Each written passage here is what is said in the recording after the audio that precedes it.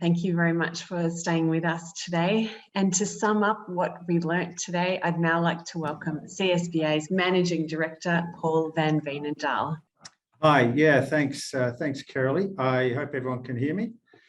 I just want to say, first of all, thank you, Carolee, for being the MC for today. It's been, you've done a wonderful job and kept everyone focused and on the ball, which has been no easy feat. I just want to recap on the day, and I think it's been an absolutely fantastic day. First of all, we heard from Eileen Brown, and Eileen talked about all her issues that they had with Northern Gas. I really liked the openness that they have there with their numbers. Through the day, we've talked about democratization of the data, and it was just great to see how Northern Gas is sharing that information and how, and not only within their sector, but outside their sector. The other thing I liked was their focus on people, process, strategy, and culture. And that was really interesting. And then to be able to drill down and say, let's talk about the people and let's understand what the people in the organization think about the customer centricity and how engaged they are. And to be so open and honest and talk about, well, actually the scores have gone down and we need to fix that up. And we see training as an important thing to do there.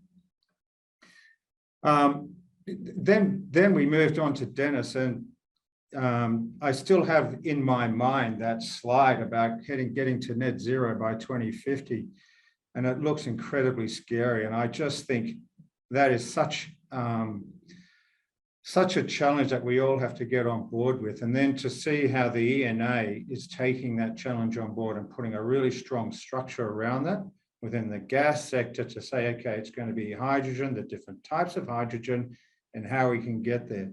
I was surprised to learn that there isn't a market for that. And I don't know how you create that. I think it's just quite a significant challenge. And it just shows the issues we have as a country to try and get to net zero. And it's just wonderful to see how South Australia is going to get there by 2026. I doubt if Victoria is going to be able to do it as good, but I'm impressed that Victoria is looking to get to that by 2030. So thank you, Dennis. And I think if anybody is going to the energy conference next month, I think it'll be a great conference. I think the ENA does a great job for the industry. Then we heard from Brandon, and honestly, I thought I didn't understand how far advanced South Australia is moving down that path. The challenge that they have is actually quite transformative, and they are very much in the innovation space. And it was great to see that in the innovation, you can hear that Brandon is really thinking very hard about the customer and how to make it easy for the customer to actually engage with the organization.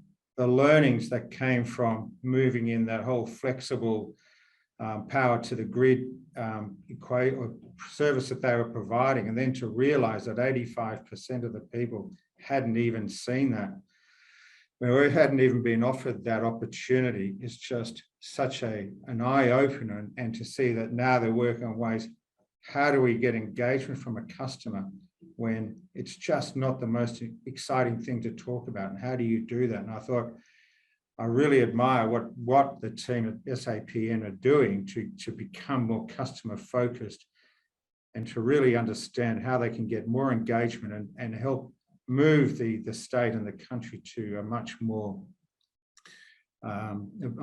net zero position. I thought that was just so interesting. And their customer service charter, what I did like is the way that SAPN define customer experience as a mixture of culture and operational practice.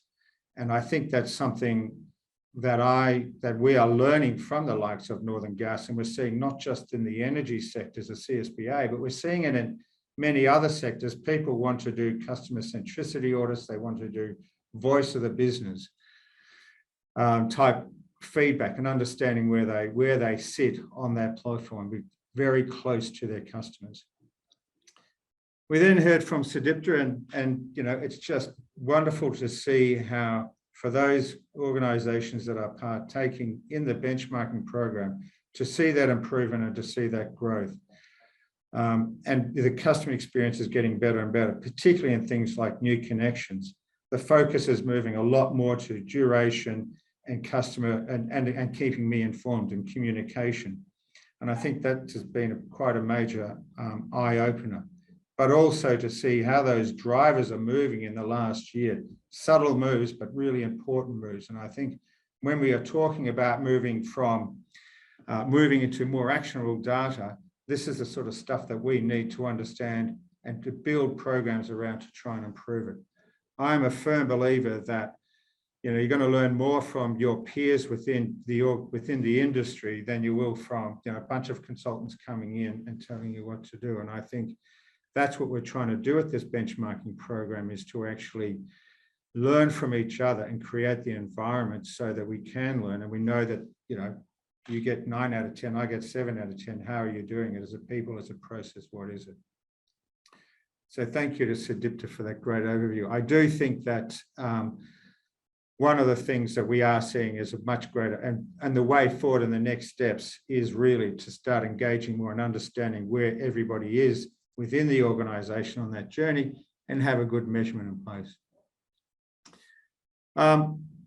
So thank you, Sudipta. After that, we did hear from Jenny and Teresa, and the whole transition, and congratulations to winning those awards. And there's a lot of the stuff in there that went a bit over my head. I'll be the first to admit it.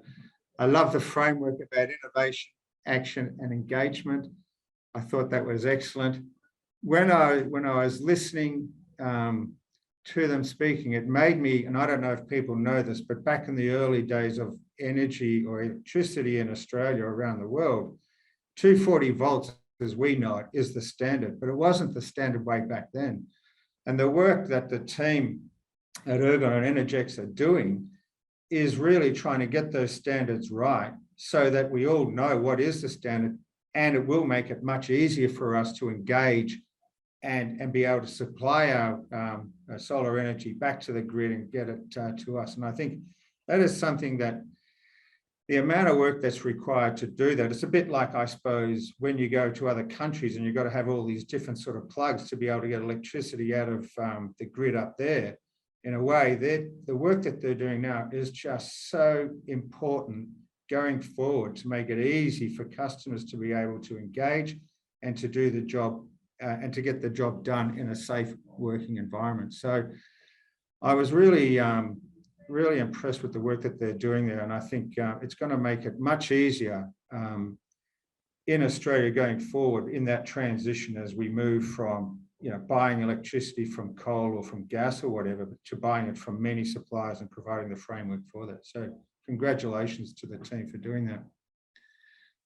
Finally, I just have to say thank you to Don. I think I'm always enlightened when I hear Don.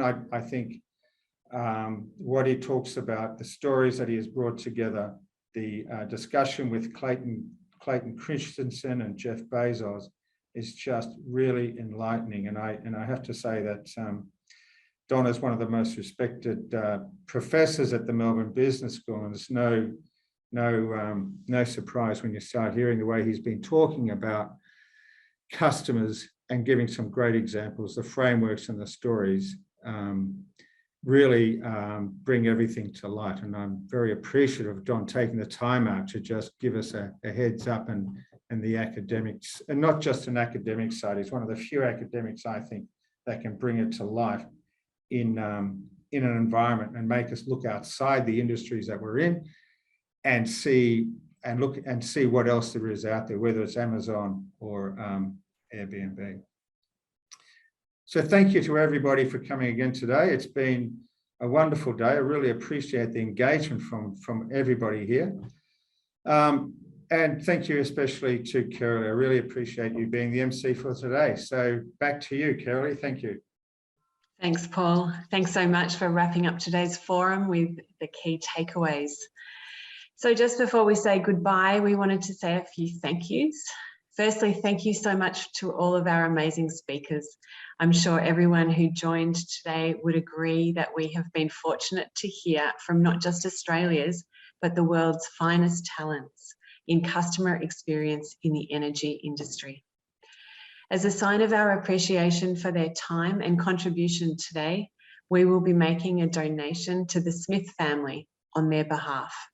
The team at CSBA love the Smith family, particularly for the work they do with their Learning for Life program, which gives children the opportunity to access an education they might not otherwise have been able to experience.